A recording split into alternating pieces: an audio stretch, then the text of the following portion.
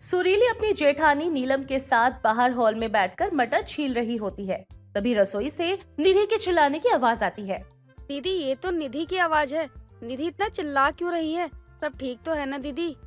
सुरीली, ये तो रसोई में जाकर ही पता चलेगा। जल्दी से रसोई में चलो। नीलम और सुरीली दोनों रसोई में जाकर देखते हैं तो वहाँ पर निधि के पल्लू में आग लगी होती है। नीलम तुरंत पानी से भरा जग निधि के पल्लू पर डालकर आग बुझा देती है। बहू, क्या हुआ? ये आग कैसे लगी? और तू ठीक तो है ना बहू? तू कहीं से जल तो नहीं गई ना? अरे नहीं नहीं माँ जी, मैं बिल्कुल ठीक हूँ, मुझे तो कुछ भी नहीं हुआ। लेकिन बहू, अब हमें ये भी बता दे कि आखिर ये आग कैसे लगी रसोई में? चाची जी, मैं सबके लिए सलाद काट रही थी और गैस पर सब्जी हो रही थी। पता नहीं कहाँ से कौन सी हवा चली कि मेरा पल्लू सीधा चूल्हे पर चला गया और पल्लू में आग लग गई। तो बहू, तू देखकर काम किया कर ना। अभी अगर तुझे कुछ हो जाता तो हम क्या करते? हमारे बारे में भी तो सोचा कर। अरे, तुझे इस घर में आए हुए इतना टाइम हो गया है और तू कुछ भी ठीक से करना सीखी ही नहीं। मुझे ना अब कुछ करना ही नहीं है। अरे मैं कितना भी अच्छे से खाना बना लूं, आप लोगों को कभी मेरे हाथ का खाना पसंद ही नहीं आता। अब से मैं खाना ही नहीं बनाऊंगी। अब आप लोग खुद बनाओ और खुद खाओ। बहू, ये तू कैसी बातें कर रही है? अरे, हम तुझे गलत सही के बारे में नहीं बताएंगे तो और कौन बताएगा? और इस घर की तू बहू है, अगर तू ही काम करने से मना कर देगी तो काम कौन करेगा? माँ जी, घर की बहू हूँ मैं, यही सोचकर मैं घर के काम करती हूँ। लेकिन बाकी सबको तो मेरे बारे में सोचना चाहिए ना। मैंने प्यार से सबके लिए खाना बनाती हूँ, लेकिन कोई तारीफ नहीं करता मेरी।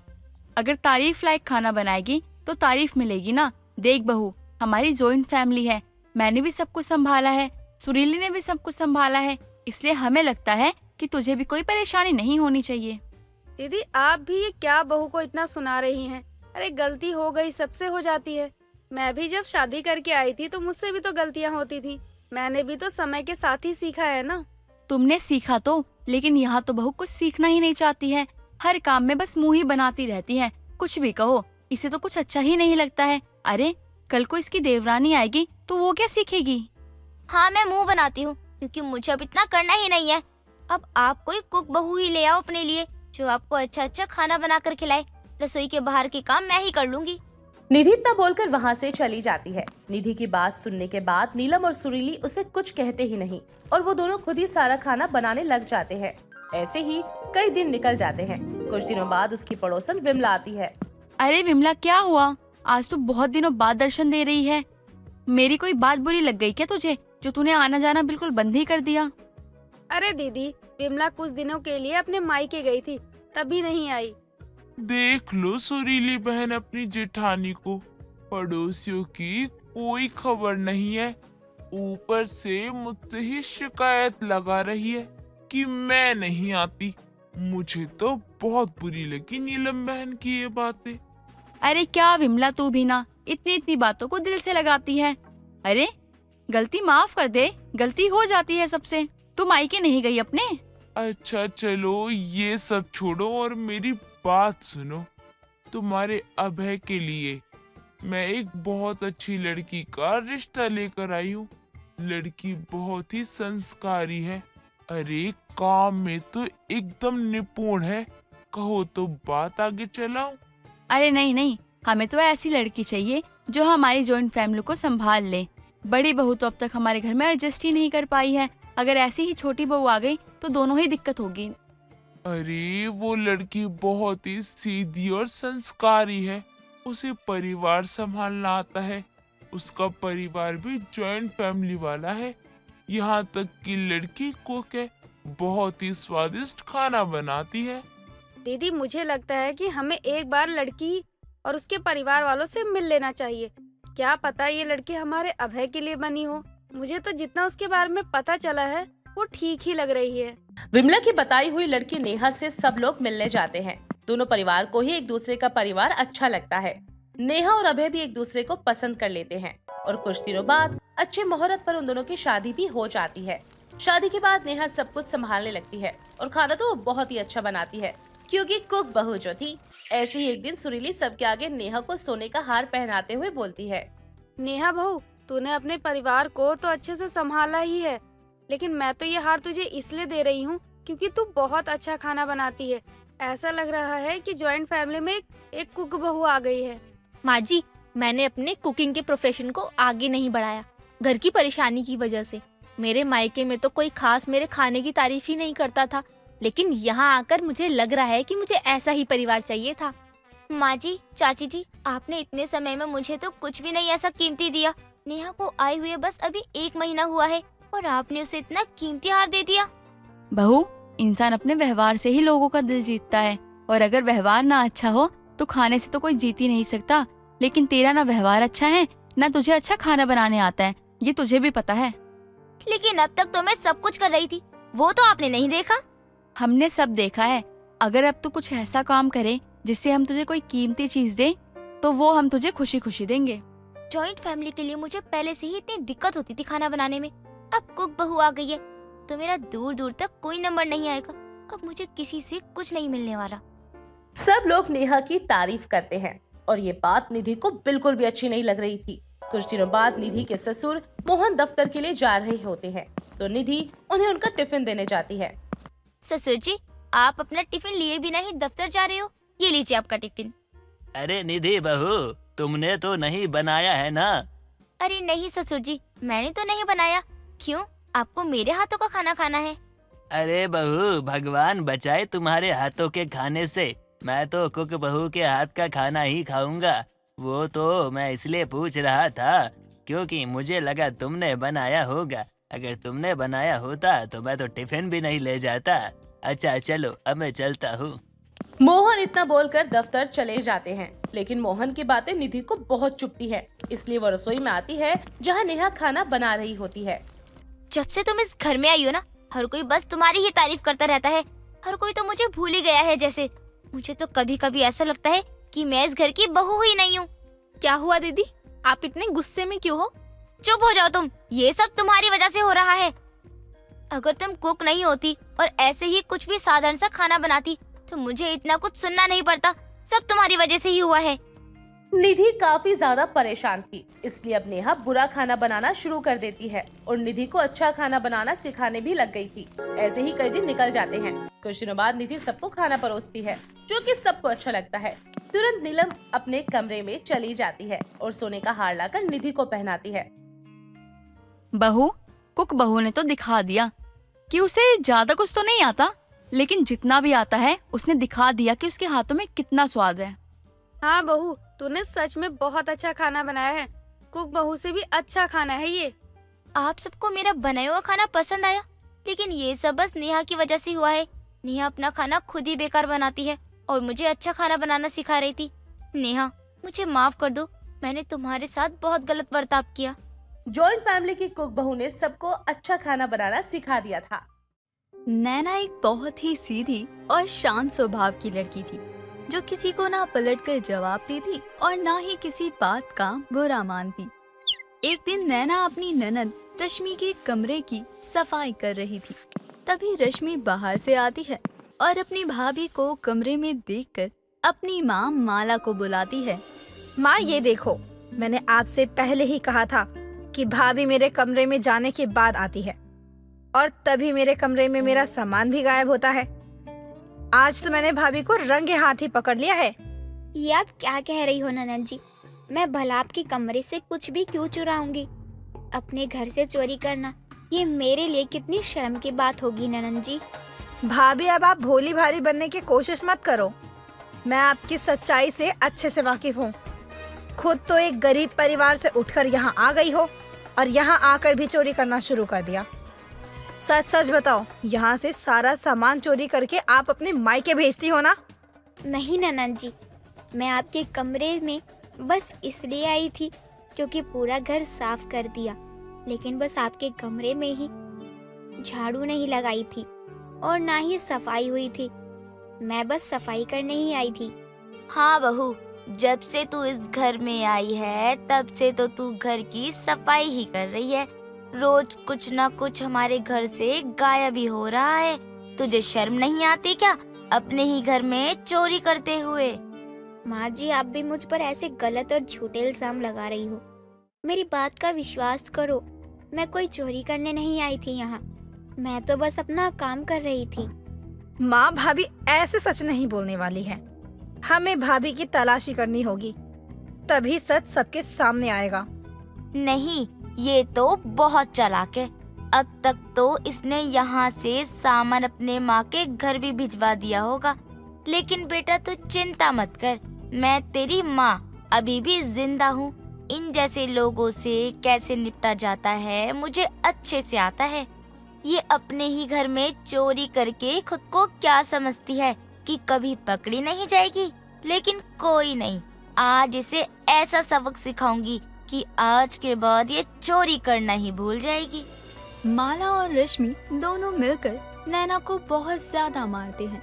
नैना को काफी चोट भी लग जाती है, लेकिन फिर भी वो ये सारी बातें अपने पति या अपनी माँ को नहीं बताती।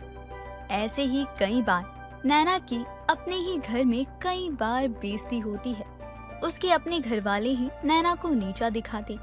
कुछ दिनों बाद नैना का पति रोहन नैना को कुछ कागज देता है। नैना, ये मेरे बहुत ही जरूरी कागज है और कल मेरी मीटिंग है ऑफिस में, तो तुम्हारी जिम्मेदारी बनती है कि ये कागज इधर से उधर नहीं होने चाहिए। तुम इनका अच्छे से ध्यान रखना।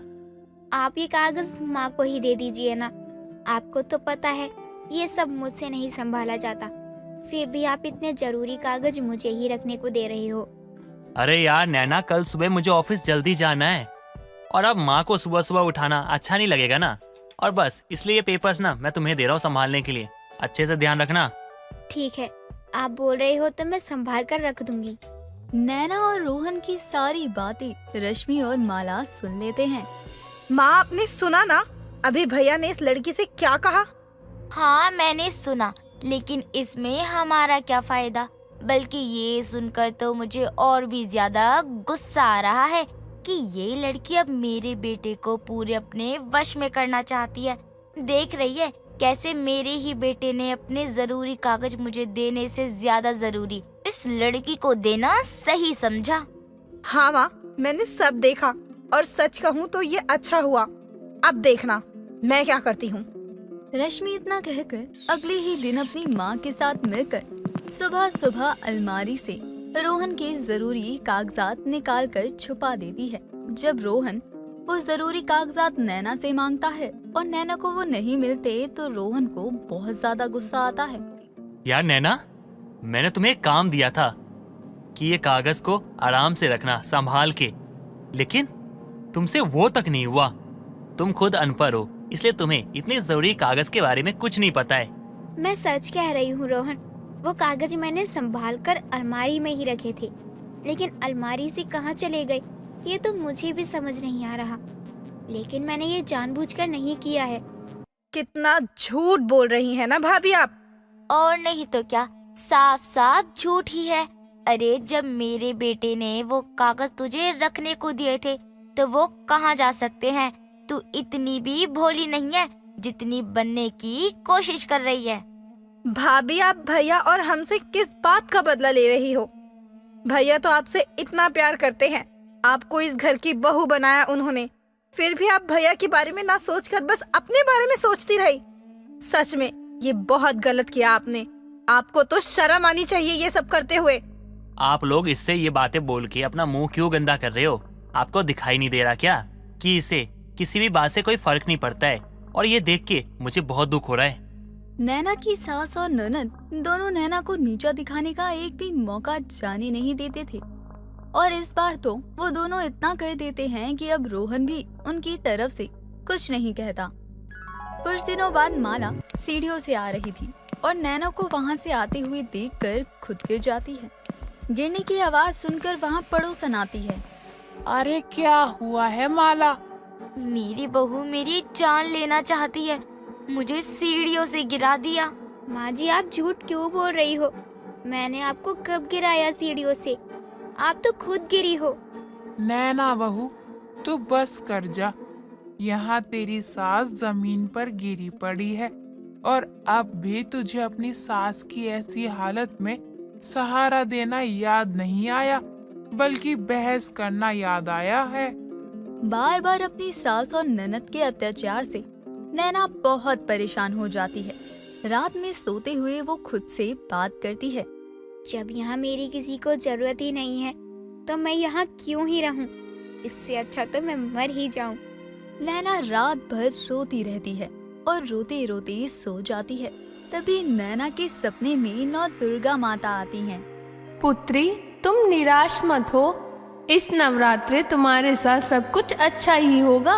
जिसने तुम्हें सताया है उसको उसके किए की सजा जरूर मिलेगी। इतना कहकर माँ दुर्गा गायब हो जाती हैं और 2 दिन बाद नवरात्रि का पहला दिन आता है और तभी घर पर इनकम टैक्स वाले आ जाते हैं जो उनके घर को ताला लगाने आए थे। हाय मेरा घर, इतनी मेहनत से इसके पिताजी ने घर बनाया था। अब पता नहीं क्यों इस घर पर ताला लगाया जा रहा है। रोहन बेटा कुछ कर, इस घर पर ताला मत लगने दे। माँ मैं क्या करूँ? अरे पिताजी ने कर्जा लिया था घर के नाम पे, तो इसमें मेरी क्या गलती है? हाँ, लेकिन ये लोग फिर भी कुछ नहीं कर सकती।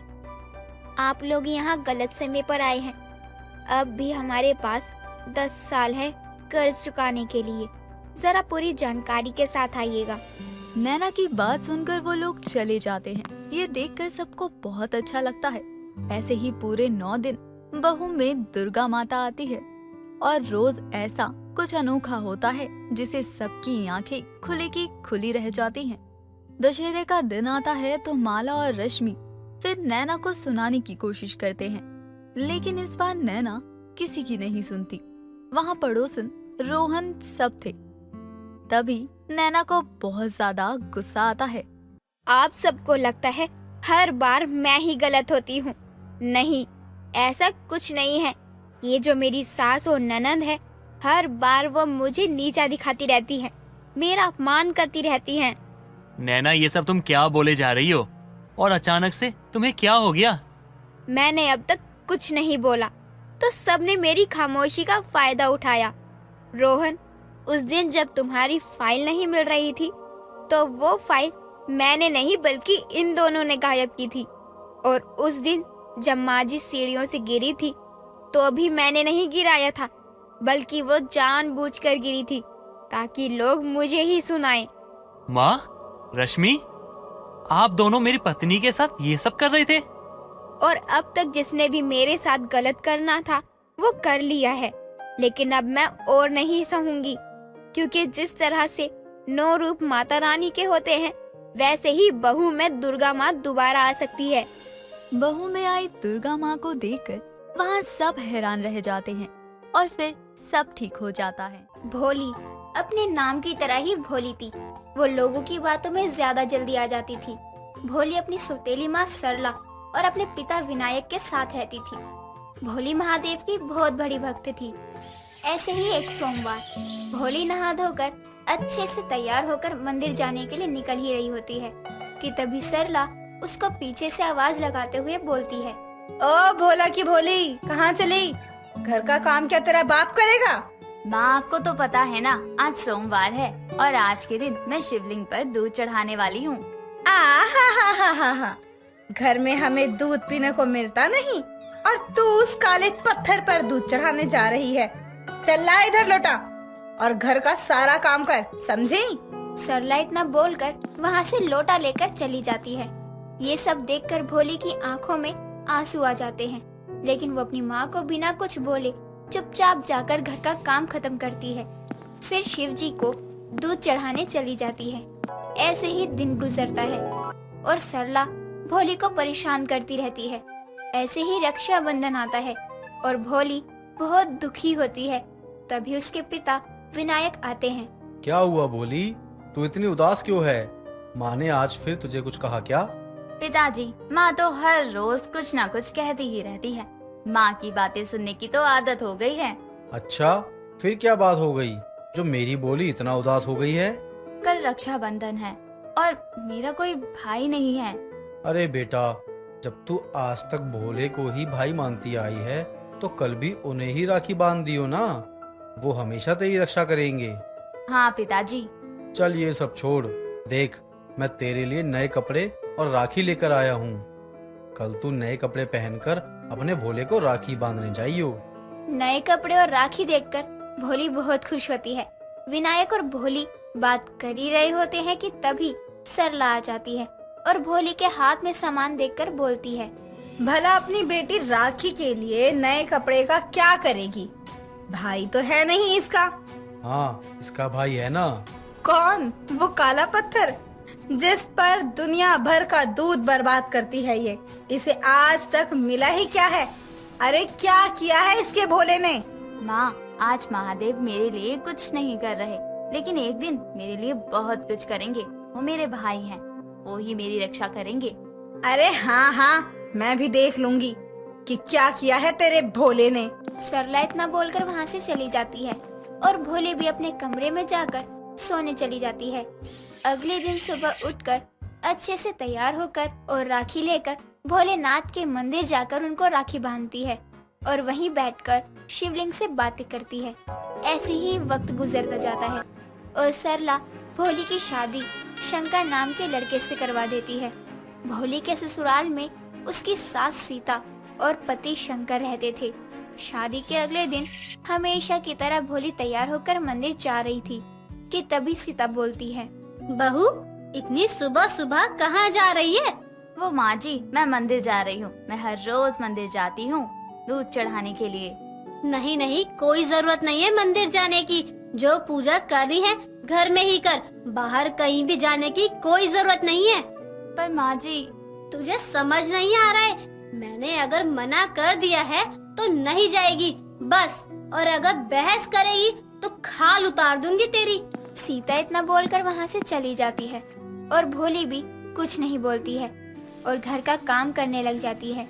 ऐसे ही समय गुजरता है और धीरे धीरे करके भोली पर सरला अत्याचार करने लगती है। कभी उसको गरम चिमटे से जला देती तो कभी उसे डंडे से बहुत मारती।